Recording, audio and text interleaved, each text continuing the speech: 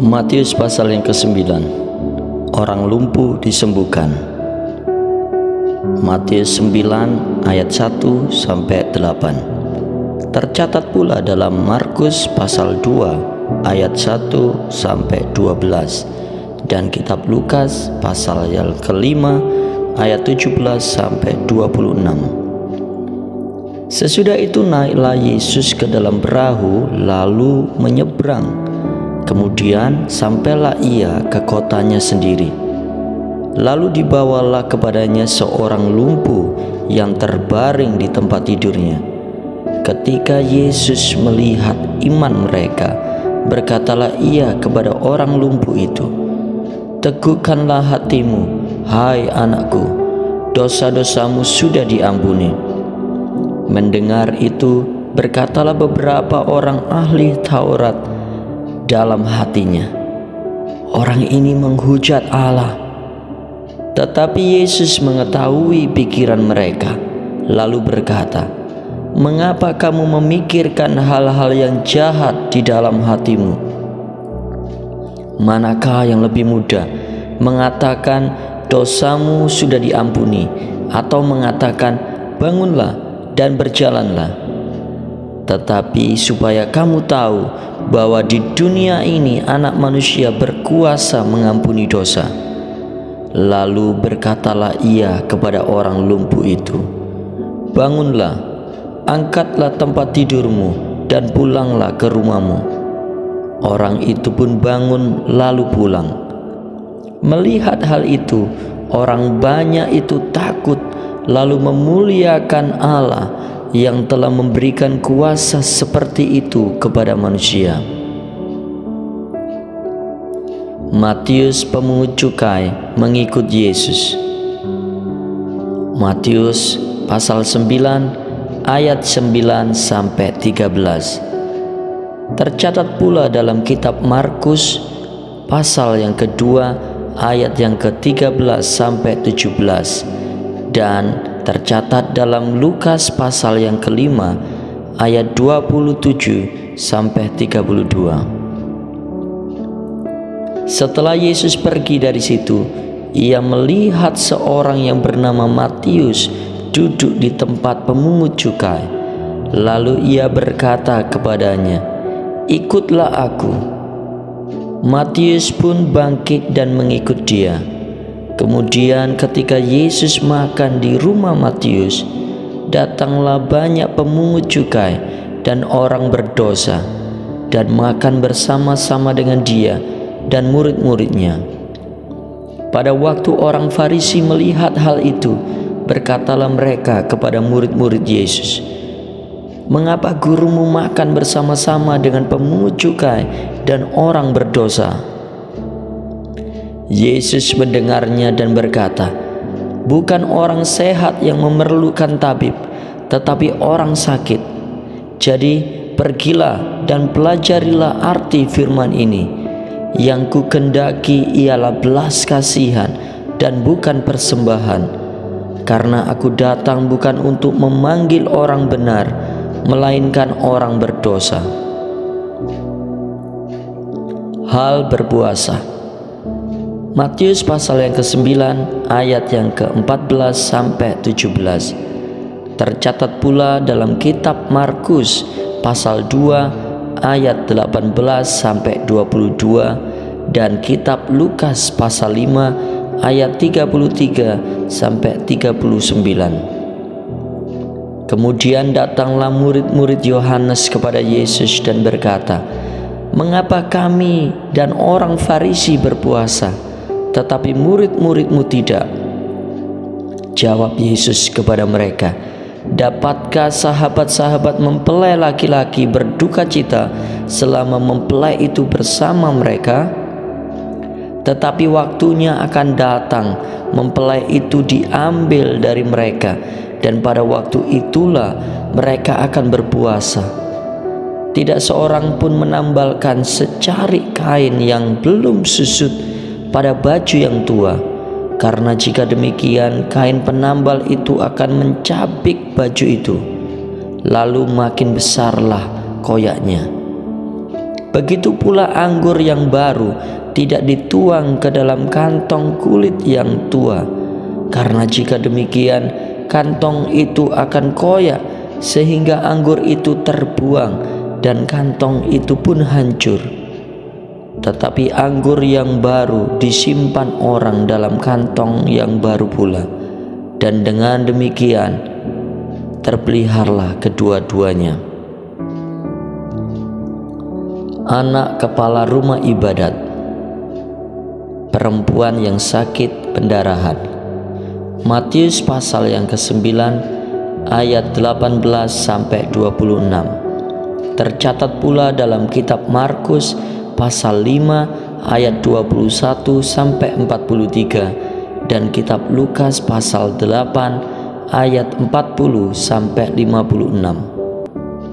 Sementara Yesus berbicara demikian kepada mereka, datanglah seorang kepala rumah ibadat lalu menyembah dia dan berkata, "Anak perempuanku baru saja meninggal, tetapi datanglah dan letakkanlah tanganmu atasnya, maka ia akan hidup." Lalu Yesus pun bangun dan mengikuti orang itu bersama-sama dengan murid-muridnya.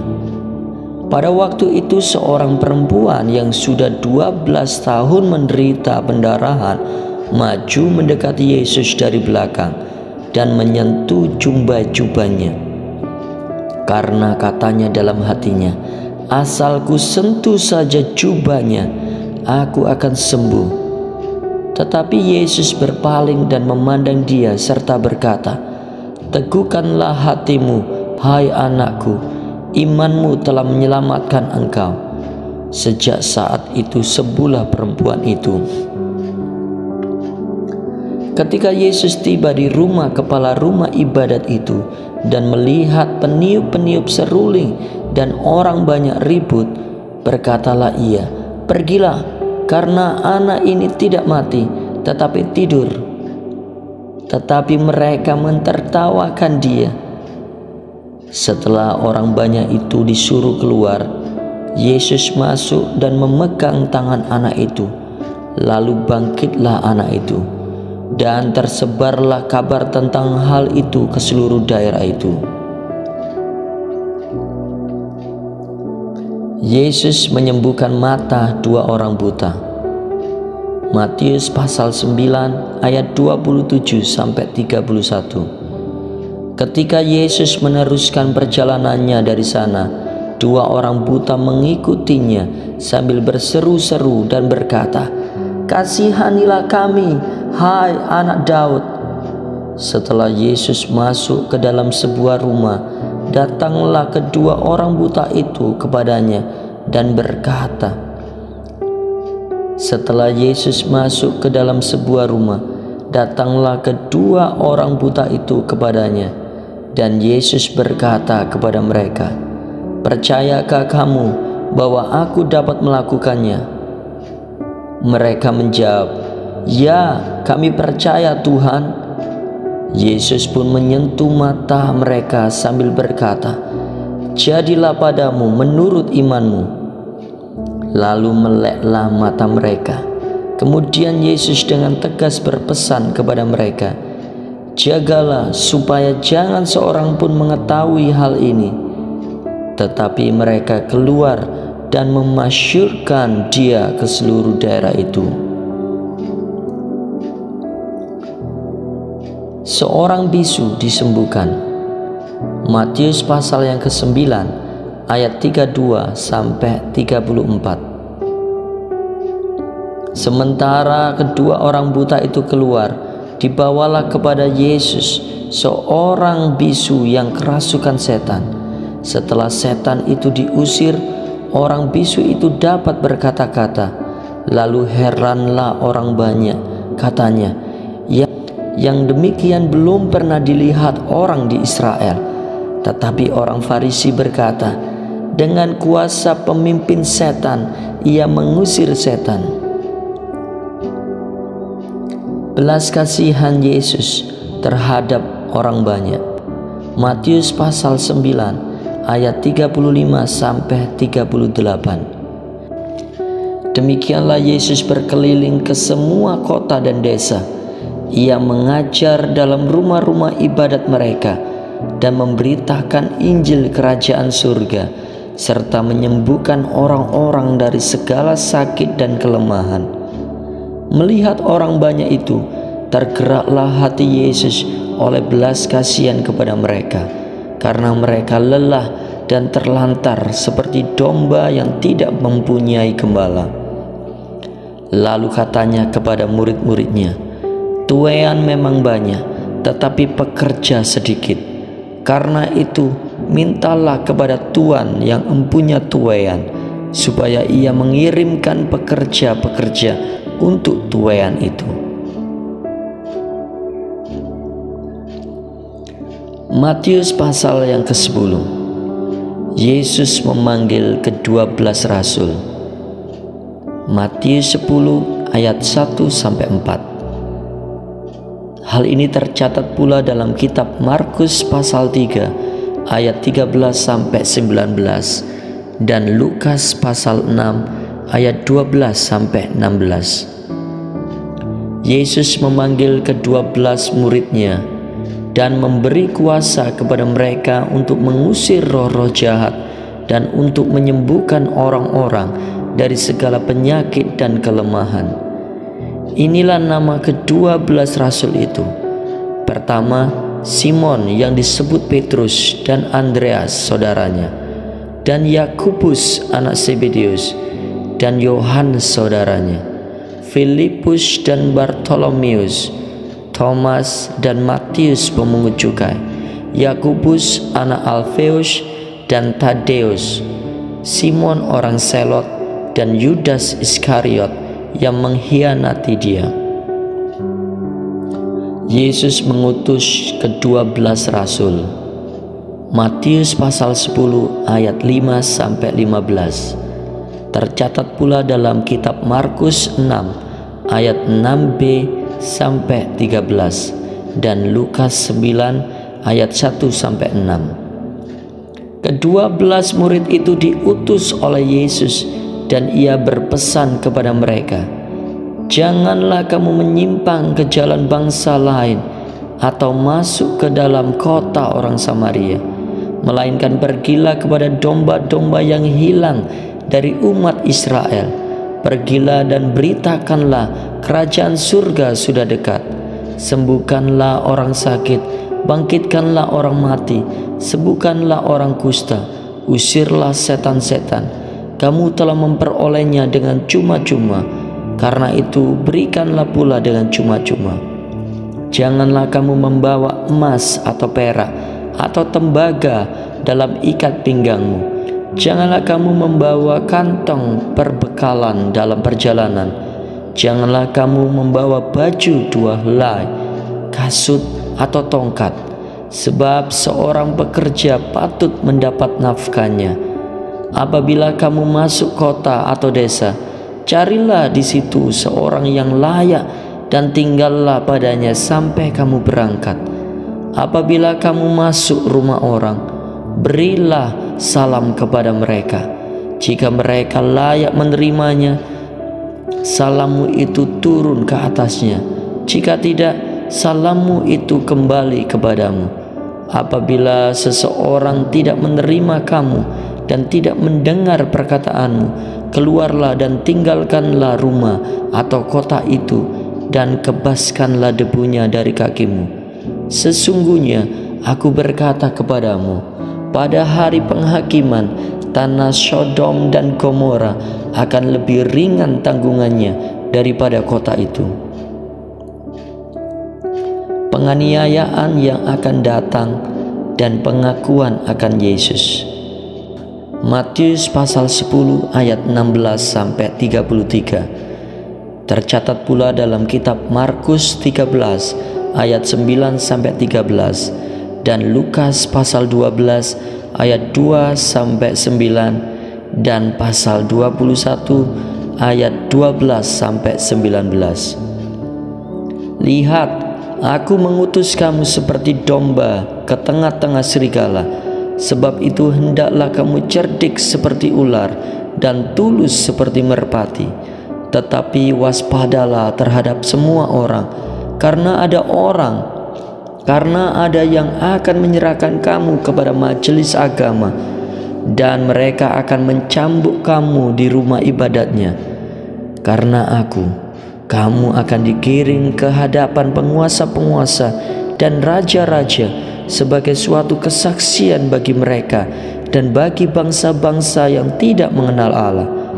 Apabila mereka menyerahkan kamu, janganlah kamu khawatir tentang bagaimana dan apa yang harus kamu katakan, karena semuanya itu akan dikaruniakan kepadamu pada saat itu juga. Karena bukan kamu yang berkata-kata, melainkan Roh Bapamu, Dia yang akan berkata-kata di dalam kamu. Seorang saudara akan menyerahkan saudaranya untuk dibunuh. Demikian juga seorang ayah terhadap anaknya. Anak-anak akan memberontak terhadap orang tuanya dan akan membunuh mereka. Kamu akan dibenci semua orang oleh karena namaku, tetapi orang yang bertahan sampai pada kesudahannya akan selamat.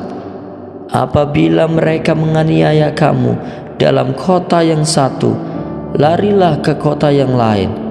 Karena sesungguhnya aku berkata kepadamu, sebelum kamu selesai mengunjungi kota-kota Israel, Anak Manusia sudah datang.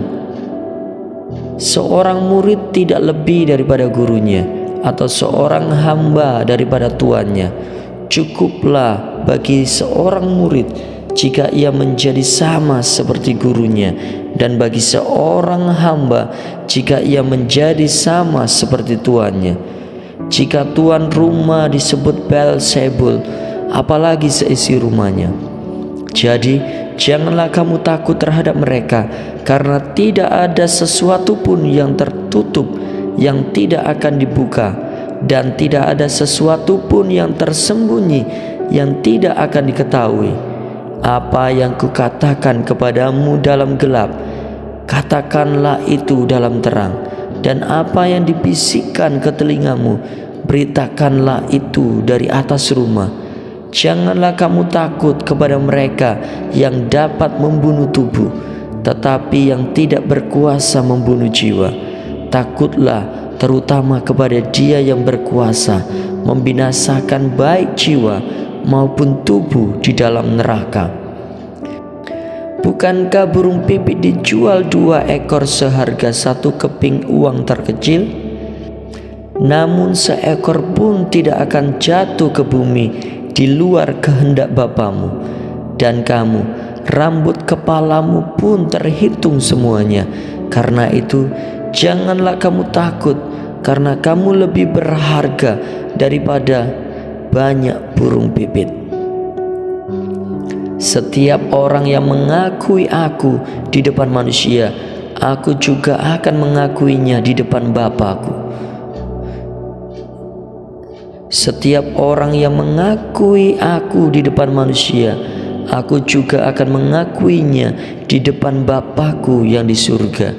Tetapi siapa saja yang menyangkal aku di depan manusia, aku juga akan menyangkalnya di depan Bapa-Ku yang di surga. Yesus membawa pemisahan. Bagaimana mengikut Yesus? Matius pasal 10 ayat 34 sampai Matius pasal 11 ayat 1. Jangan kamu menyangka bahwa aku datang untuk membawa damai di atas bumi. Aku datang bukan untuk membawa damai, melainkan pedang. Sebab aku datang untuk memisahkan orang dari ayahnya, anak perempuan dari ibunya, menantu perempuan dari ibu mertuanya, dan musuh orang ialah orang-orang seisi rumahnya.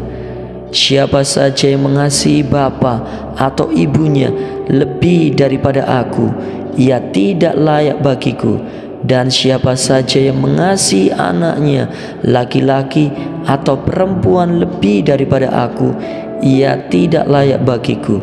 Siapa saja yang tidak memikul salibnya dan mengikut aku, ia tidak layak bagiku. Siapa saja yang mempertahankan nyawanya, ia akan kehilangan nyawanya. Dan siapa saja yang kehilangan nyawanya karena aku, ia akan memperolehnya. Siapa saja yang menyambut kamu, ia menyambut aku. Dan siapa saja yang menyambut aku, ia menyambut Dia yang mengutus aku. Siapa saja yang menyambut seorang nabi sebagai nabi, ia akan menerima upah nabi. Dan siapa saja yang menyambut seorang benar sebagai orang benar, ia akan menerima upah orang benar. Siapa saja yang memberi air sejuk secangkir saja pun kepada salah seorang yang kecil ini karena ia muridku, sesungguhnya aku berkata kepadamu, ia tidak akan kehilangan upahnya. Amin. Tuhan Yesus memberkati.